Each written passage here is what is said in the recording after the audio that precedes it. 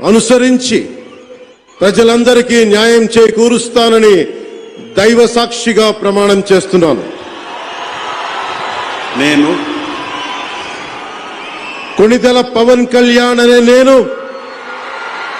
ఆంధ్రప్రదేశ్ రాష్ట్ర మంత్రిగా నా పరిశీలనకు వచ్చిన లేదా నాకు తెలియవచ్చిన ఏ విషయాన్ని నా కర్తవ్యాలను సక్రమంగా నిర్వహించేందుకు అవసరమైన మేరకు తప్ప ప్రత్యక్షంగా గాని పరోక్షంగా గాని ఏ వ్యక్తికి లేదా వ్యక్తులకి తెలియపరచనని లేదా వెల్లడించనని దైవ సాక్షిగా ప్రమాణం చేస్తున్నాను.